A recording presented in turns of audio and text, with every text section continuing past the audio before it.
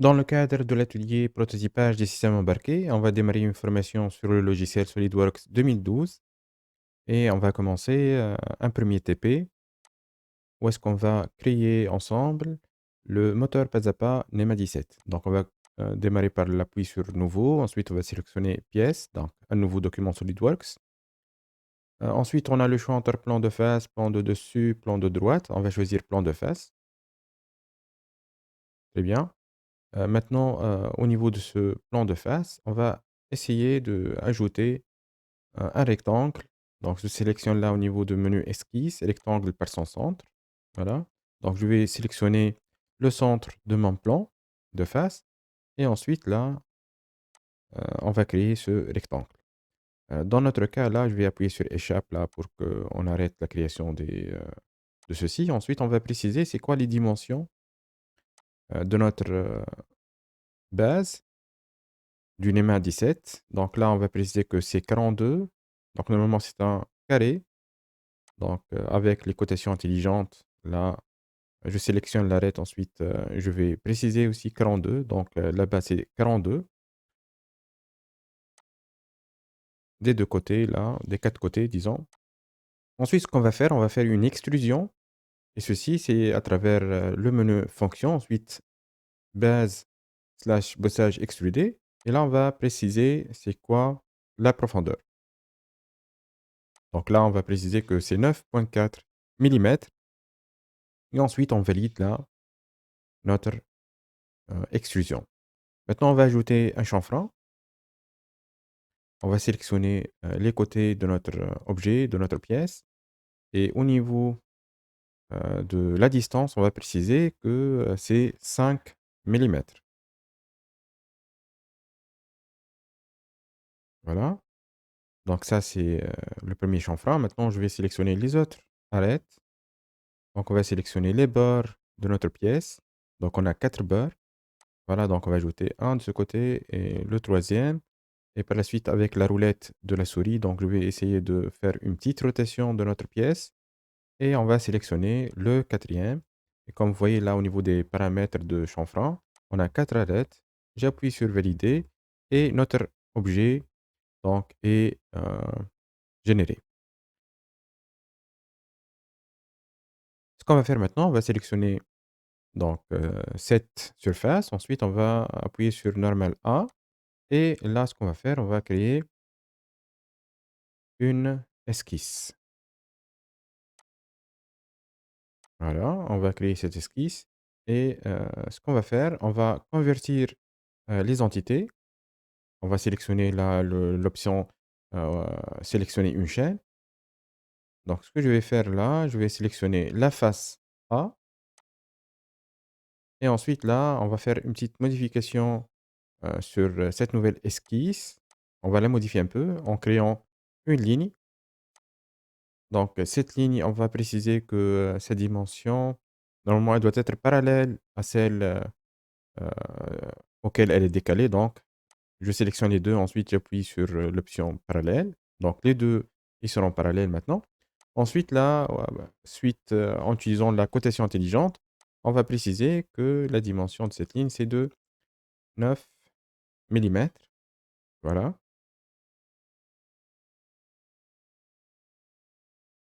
Ensuite, on va essayer de faire une répétition circulaire de l'esquisse. Donc je vais sélectionner cette ligne qui est là.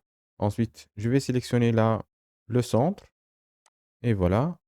Maintenant, je vais préciser au niveau des paramètres là, heu, que c'est 4. On aura besoin de 4 lignes là.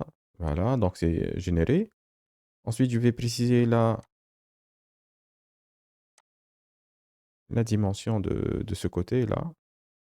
Donc c'est pas les degrés, plutôt on aura besoin, voilà, de dimension. Donc voilà.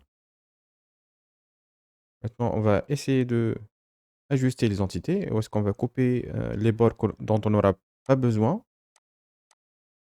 Voilà. Donc on est en train de préparer l'esquisse qu'on va extruder par la suite avec les nouvelles, bords. Voilà. Donc j'ai coupé là les lignes, les arêtes des 4 côtés. Ensuite, je vais faire une extrusion. Donc, j'appuie sur la fonction base, bossage, extruder, voilà.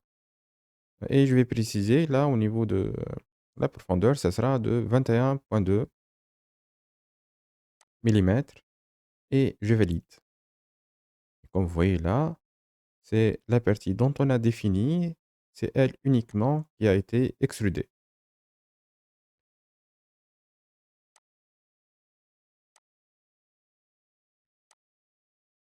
Donc là, je vais préciser la dimension pour vous montrer. Donc c'est 21,2 plus ou moins 0,5 millimètres. Donc là, je vais sauvegarder ma pièce. Je vais l'appeler NEMA 17.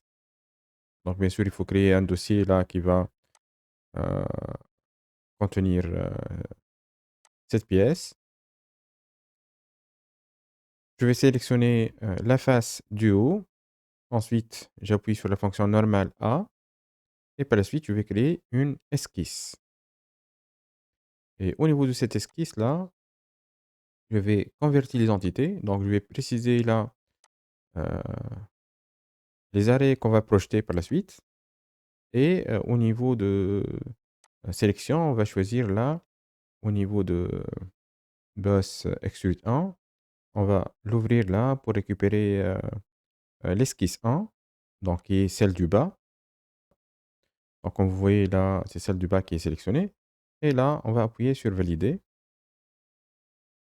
Et comme ça, donc, on arrive à créer une esquisse à projeter qui est similaire à celle de la base de notre pièce, comme vous voyez là. Donc, on peut voir là plusieurs vues là. Donc, au niveau de vue de haut, vue de droite, de dessus, de dessous. Tout ça, ils sont disponibles là au niveau du menu là en haut. Là, je peux faire un zoom pour voir toute la pièce là. Voilà.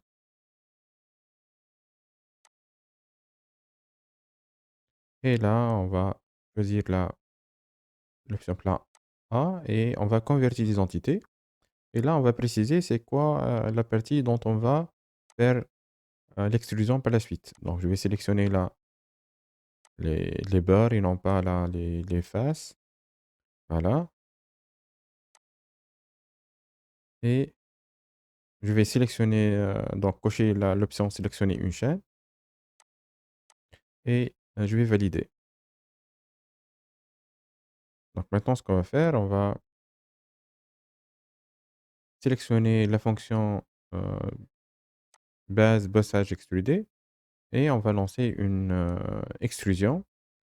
Cette extrusion, on va ajouter les barres qui sont des côtés là.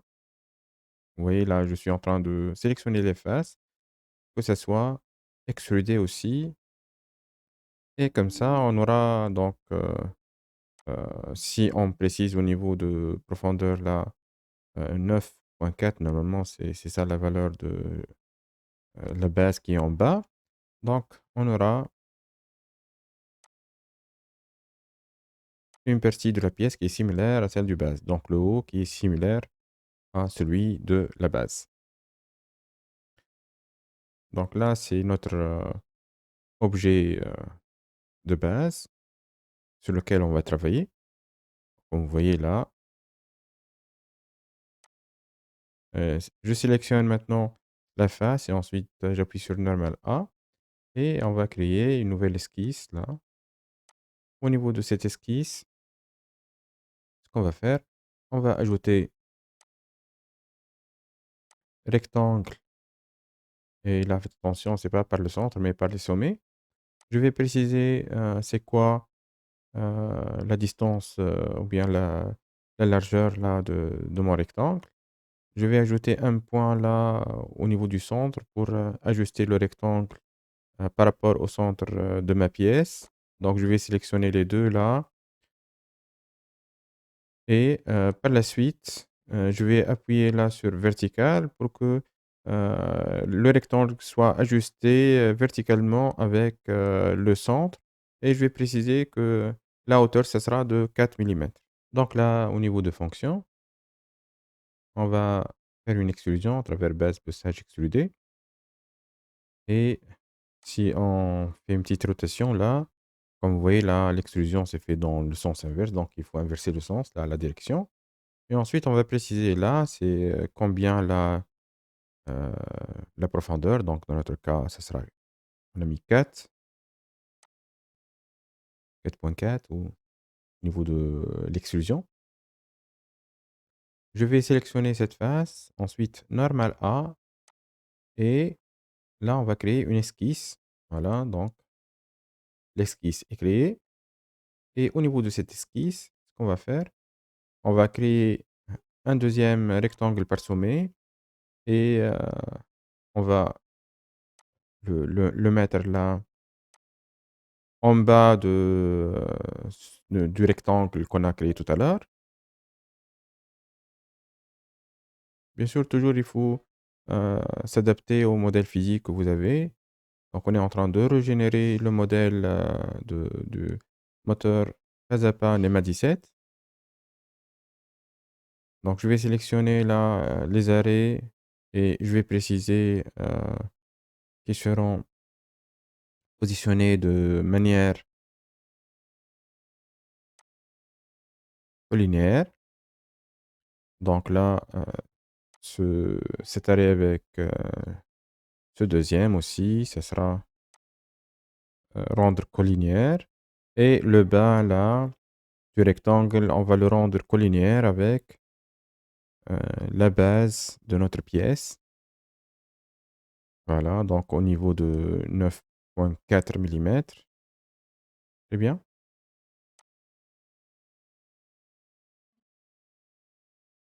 On va valider ceci. À la suite, on va faire un petit décalage. Donc, décaler les entités, on va sélectionner là. Donc là, il faut inverser la direction, que le décalage soit à l'intérieur et non pas à l'extérieur. On va préciser euh, la distance, ça sera de 0,5 millimètres. On va valider, voilà. Donc ça, c'est le décalage qu'on a réalisé. Ensuite, on va faire une extrusion à travers fonction, ensuite base, dosage extrudé. Et je vais faire un petit rotation là pour voir le résultat. Donc là, ce qu'il faut préciser, c'est 6.5 millimètres et je valide. Ensuite, là, je vais sélectionner cette face et je vais la mettre en normal. Et là, on va créer une esquisse. Voilà, l'esquisse est créée. Ce qu'on va faire maintenant, c'est qu'on va faire un petit décalage. Et là, il faut préciser que le décalage, donc on va l'inverser, ça sera à l'intérieur. Et on va préciser que ce sera de 1 millimètre. Une fois on a défini ça, donc on va ajouter une ligne. Et là, l'objectif, c'est quoi? C'est que là, on va élargir ce rectangle. Et ce qu'on va faire par la suite, on va enlever du matériel. Là, donc on va couper la ligne du milieu, voilà. Et ce qu'on va faire, on va enlever de la matière extrudée. Juste là, on a, comme vous voyez là, il veut traverser toute cette partie, donc il ne faut pas euh, faire ceci. Donc, premièrement, on va suivre jusqu'à la surface et ensuite on va préciser c'est quoi cette surface. Donc, on va essayer de la sélectionner. C'est sélectionné, c'est bien. Et maintenant, comme vous voyez, si je valide, il va extraire toute cette partie. Voilà. Et c'est ça le modèle voulu. Donc, si je me rapproche un peu là pour voir la pièce, bien sûr, je peux éditer cette esquisse. Imaginez que je veux là réduire ou bien augmenter la distance là de décalage. Donc, si un peu là, je vais me rapprocher de ceci. Donc, on va sélectionner une zone rapprochée de cette partie de la pièce.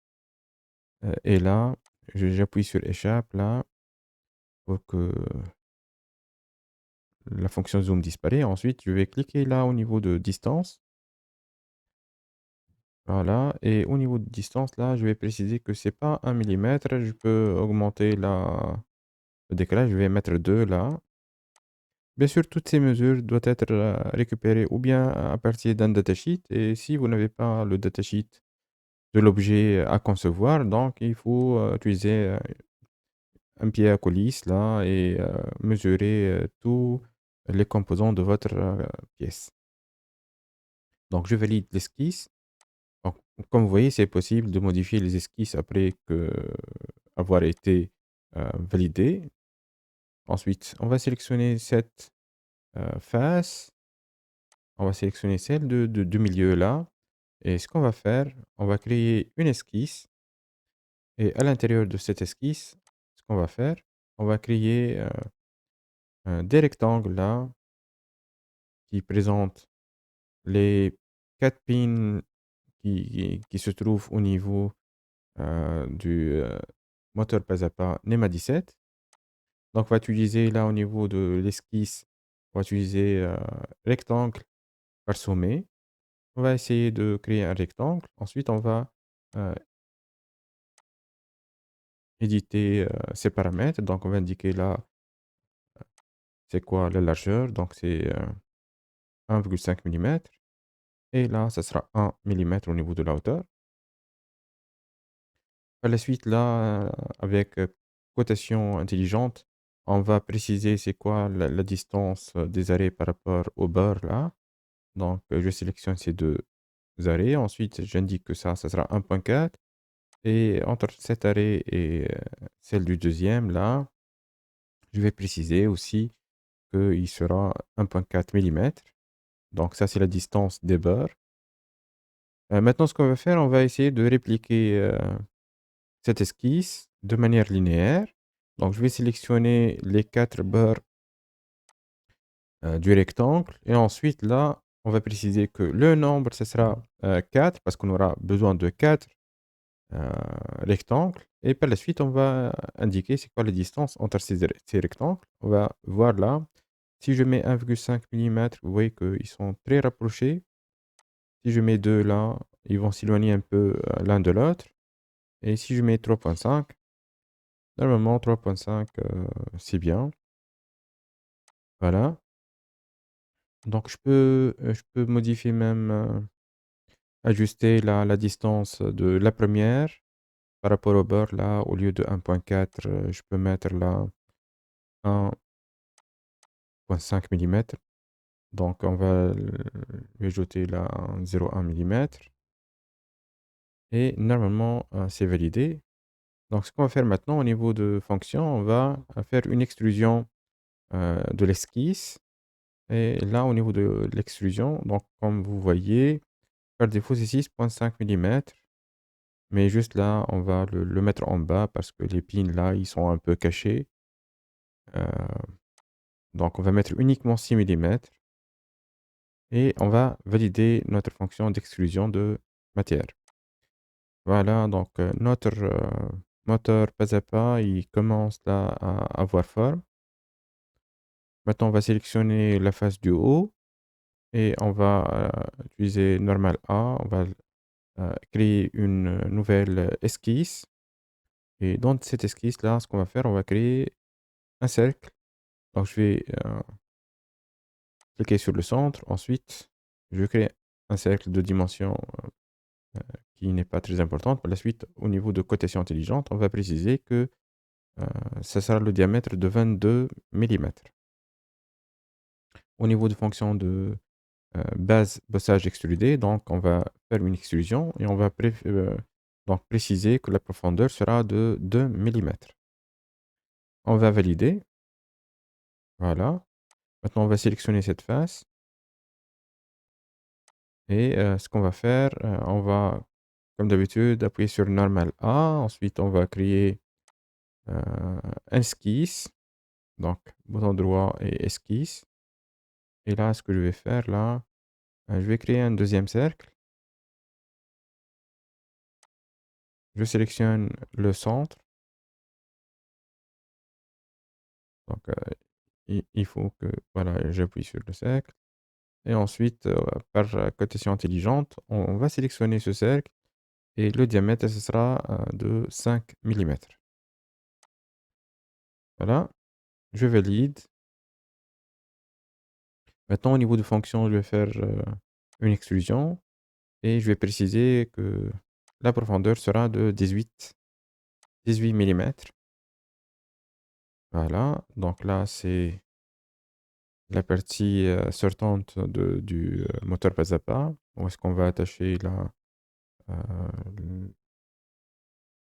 l'arbre ou je sais pas, ça dépend de l'application qu'on va utiliser au niveau de ce moteur. Donc là, j'ai sélectionné cet objet. Juste, je vais modifier la vue. Donc, je vais choisir, là, c'est vue de haut, donc vue de bas, ce qu'on a choisi. Donc là, je vais faire une petite rotation pour voir l'objet. Donc, une fois c'est sélectionné, donc je vais sélectionner le haut là et je vais créer un esquisse. Et au niveau de cette esquisse qu'on va faire,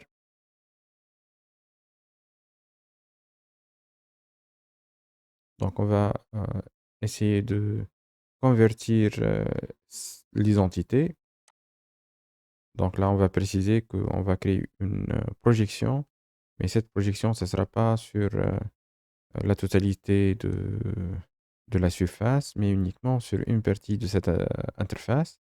C'est pour ça qu'on va utiliser là une ligne, on va créer là une ligne qui va découper ce cercle. Par la suite, là, donc je vais essayer de faire un petit zoom là sur cette partie de la pièce. Ensuite, au niveau de cotation, je vais préciser que cette ligne, elle est de dimension, elle est de distance par rapport au centre de 1,5 millimètre. Voilà. Mais sur le rayon, c'est de 2,5. Donc là, par la suite, au niveau de fonction, on va enlever de la matière, donc extruder. Et là, il faut préciser, bien sûr, c'est quoi la partie à extruder. Donc, ce sera la partie, voilà, isolée. Et ensuite, on va préciser là, on va y mettre à 12 millimètres. Donc, on va faire un enlèvement de matière de 12 millimètres. Je valide. Donc, ça, c'est la partie du moteur où est-ce qu'on va attacher les autres pièces. Donc, on aura besoin d'un emplacement pour que les autres pièces puissent tenir là, à la partie qui est en train de bouger au niveau du moteur. Donc là, je vais changer un peu là, au lieu de profondeur de 12, je vais mettre 16. Là, je vais sélectionner ma surface là, du haut. Je vais la mettre là, normale A. Ensuite, je vais créer une esquisse. On va créer notre cercle. Cercle, donc au niveau de cotation intelligente, on va préciser que le diamètre sera égal à, donc je vais préciser là, normalement 28 millimètres. C'est bien. Par la suite, là, on a besoin de faire un peu une extrusion en bas de la partie entre les deux cercles là de 22 millimètres et de 28. Donc, je vais valider. Au niveau de fonction maintenant, donc, on va enlever un peu de matière là. Donc, il faut préciser là combien on va faire de enlèvement. Donc, ce sera 0,5 millimètres. Si vous regardez bien comment maintenant c'est le résultat final de cette action. Donc là, je vais sélectionner cette surface, je vais la mettre normale A. Et par la suite, ce que je vais ajouter là, je vais ajouter les emplacements des perçages. Donc, je vais choisir là, l'alludage là pour tuyau là. Ensuite, au niveau de normes, ça sera ISO. Trou, donc taraudé. Ensuite, au niveau de la taille de perçage, ce sera de M3. Donc, ce sont des vis de 3 millimètres. Maintenant, au niveau de position, je vais indiquer la position. Et avec la cotation intelligente, on va essayer de préciser l'emplacement correct de ceci. Donc, par rapport au centre là, ça sera une distance de 15,5 millimètres de ce côté-là. Et on va voir de l'autre côté là. Donc, on va le sélectionner là. Donc, je vais un peu bouger là pour qu'on puisse accéder au centre. Voilà. Et là, de l'autre côté, ça sera aussi de 15,5. Donc, c'est bien. Donc là, on a positionné notre emplacement pour le perçage. Et comme on a fait là pour le premier trou, parce que normalement, le moteur PASAPA NEMA 17, il contient 4 emplacements, 4 trous là, au niveau de la surface du haut. Donc, ce qu'on va faire, comme d'habitude, là, au niveau de esquisse, là, on va essayer de, ou bien au niveau de fonction, on va essayer de faire une répétition circulaire de ce trou-là pour éviter de répéter la création du trou 4 fois. Donc là, on va sélectionner là le trou et ensuite là, on va préciser le nombre là de trous qu'on va recréer et aussi le degré. Donc là, au niveau de l'arrêt, on va sélectionner ce cercle de 28 millimètres. Ensuite, on va préciser que c'est 4 trous dont on aura besoin. Et là, une information très importante, c'est le degré de rotation.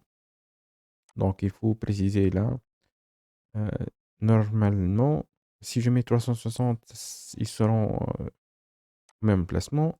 Donc, 15 degrés, vous voyez là, c'est un déplacement très simple. Donc, si on essaie 45 degrés, normalement 45 degrés, on va voir la répercussion. Donc, normalement, voilà. Donc, ça, c'est 45 degrés. Donc, ce qu'il faut faire, normalement, c'est 90 degrés. Et si on fait 90 degrés, vous allez voir que les trous ils vont se placer dans leur position correcte. Donc, 180, bien sûr, on aura 2 trous par emplacement, mais c'est pas ça ce qu'on veut. Donc, si on fait 90 degrés, dans ce cas, on aura 4 trous dans les coins de notre moteur PASAPA NEMA 17. Voilà, je valide la répétition circulaire. C'est bien.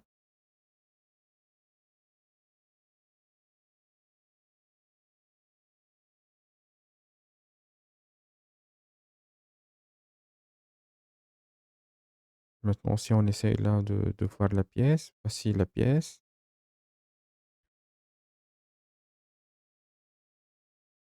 Donc, comme vous regardez là, on peut voir en faisant la rotation, on peut visualiser notre pièce en 3D. Ce qu'on va ajouter maintenant, on va ajouter quelques chanfreins.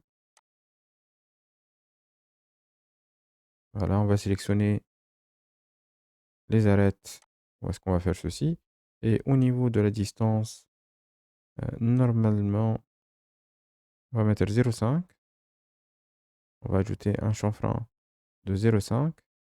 Donc, bien sûr, on va préciser les autres emplacements aussi au niveau des cercles là qui entourent. Voilà, donc on va ajouter les emplacements dont on veut réaliser notre chanfrein de 0,5 millimètres. C'est bien. Donc ça, c'est sélectionné. Et ensuite, on va sélectionner celui-là de 28 millimètres, le cercle qui est là, la partie haute. Et normalement, c'est bon. Donc on va essayer de valider maintenant notre action, notre fonction. Voilà. Donc 1, 3 et 4 et 2, donc les arrêts là, qui sont sélectionnés à ce niveau. Et je valide là,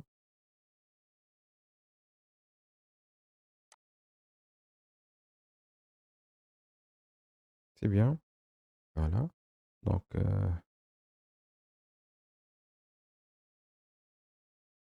on va essayer de revoir notre pièce. Donc, ce qu'on va ajouter maintenant, on va ajouter des congés. Et là, on va sélectionner les barres qu'on va affecter par cette action, cette fonction de congé.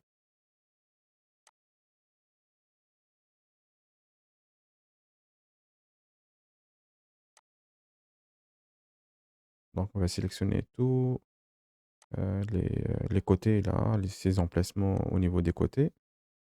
Et vous aurez peut-être besoin de faire une petite rotation de votre pièce pour pouvoir sélectionner le reste. Donc, on va les sélectionner tous. Je vais faire encore une rotation et sélectionner les arêtes là qui sont affectées par cette fonction.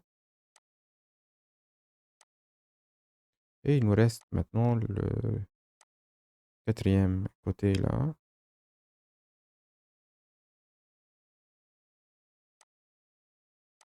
Donc, il faut faire attention, c'est pas la face, mais c'est plutôt l'arête. Voilà,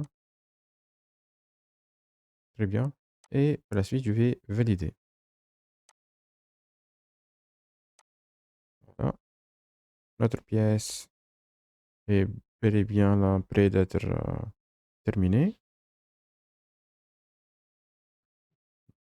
Donc, on va ajouter un chanfrein normalement en bas du moteur. Donc là, si je sélectionne la face, il ne veut pas sélectionner tous les côtés. C'est pour ça là qu'il faut faire cette opération sur chaque arête là. Donc, on va désélectionner la face du bas. Et là, on va sélectionner les arêtes du bas là, un après l'autre.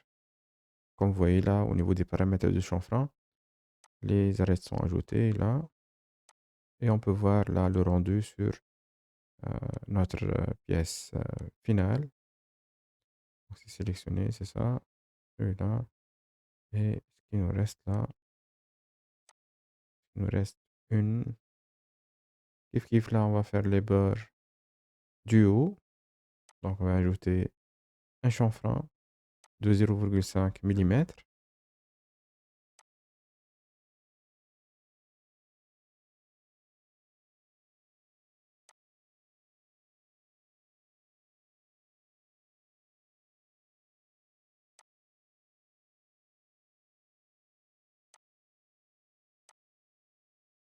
C'est bien, donc on va valider maintenant. Et on va vérifier est-ce que la fonction a été exécutée sur tous les arêtes dont on voulait ou non. Donc on va vérifier le résultat final. C'est bien. C'est bien, donc là, notre pièce est presque terminée.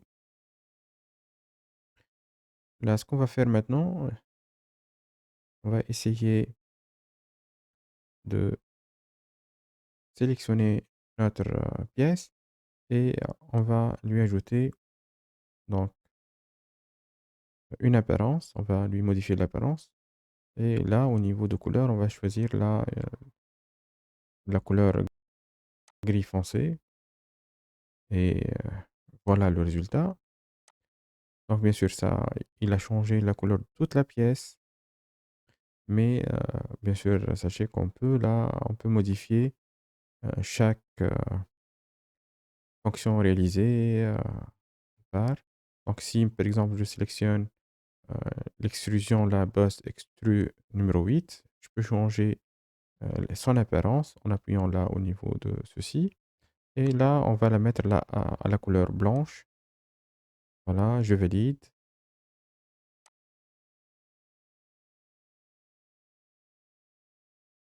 On va mettre notre pièce au milieu là.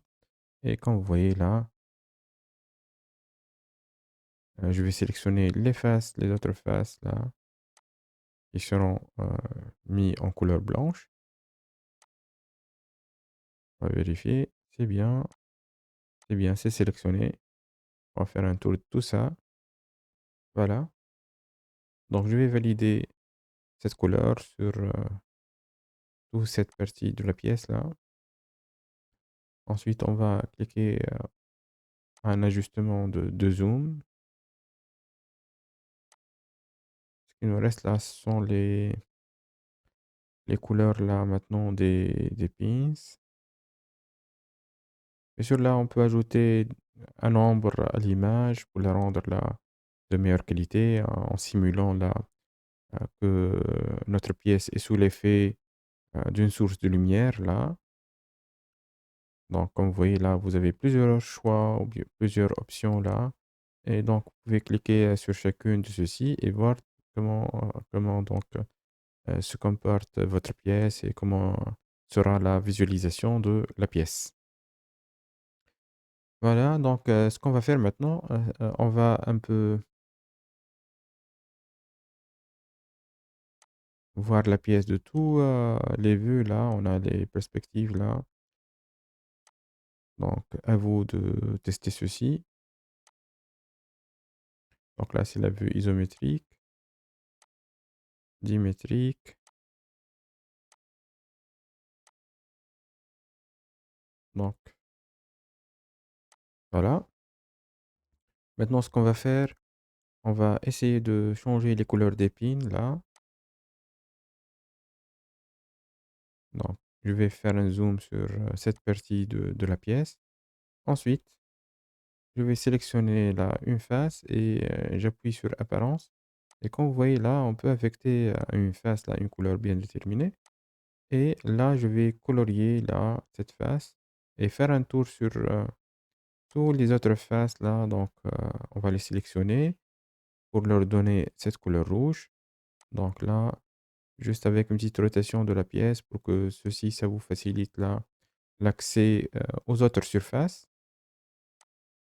Donc là, on a terminé avec le pin qui est validé là. On va le valider en lui donnant une couleur rouge. Voilà. Donc on va, comme on a fait là pour ce premier, on va faire pour les autres. Et chacun là, on va lui attribuer une couleur bien définie. Donc le deuxième,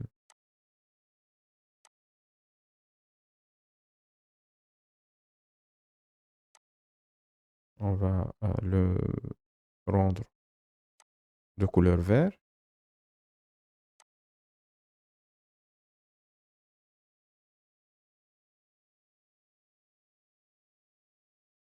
Et comme d'habitude, là, on va sélectionner toutes les faces de ce pin qui sont de couleur verte. On va faire une petite rotation là pour sélectionner les surfaces qui sont de l'autre côté. Et bien sûr, la rotation, ça se fait avec la roulette de la souris. D'accord? Donc, une fois c'est fait la rotation, on va sélectionner tout ça et on va valider la couleur. Donc, avec la roulette, là, vous pouvez voir le résultat. On peut faire une petite rotation et comme on a fait avec ça, donc directement, on va passer aux autres pins et on va leur affecter des couleurs donc différentes pour rendre notre pièce là plus ergonomique et plus jolie.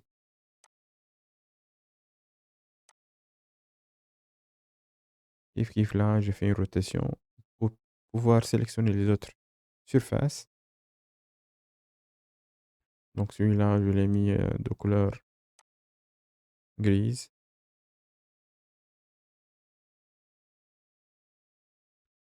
Et le quatrième pin, donc on va le colorier avec la couleur jaune. Donc je sélectionne, ensuite on a apparence. et au niveau de l'apparence, je sélectionne la face et je précise là que la couleur attribuée sera la couleur jaune. Donc, une fois on a fait ça, je dois faire une petite rotation de l'objet pour sélectionner toutes les autres faces. Voilà, donc une petite rotation là. Bien sûr, je vous rappelle que SolidWorks, là, c'est un logiciel de conception assisté par ordinateur et qui est très gourmand là, côté traitement et côté mémoire. Donc, si vous avez un peu là de réalisation ou bien de simulation un peu en ralenti, donc de préférence, il faut avoir un PC avec des bonnes capacités et de bonnes performances pour bien réussir votre conception assistée par ordinateur, au moins là pour la réaliser dans le minimum du temps possible. Donc voilà, si je peux voir maintenant mes pièces finales là avec les pins qui sont de couleurs différentes et voilà. Donc je peux passer d'une vue de face à d'autres types de vues là pour voir euh, ma pièce finale. Donc je vous rappelle ça, c'est un moteur pas à pas NEMA 17. Donc il est très connu là au niveau de euh, fabrication là de imprimantes 3D par exemple ou les petits là projets qui sont utilisés au niveau du système embarqué.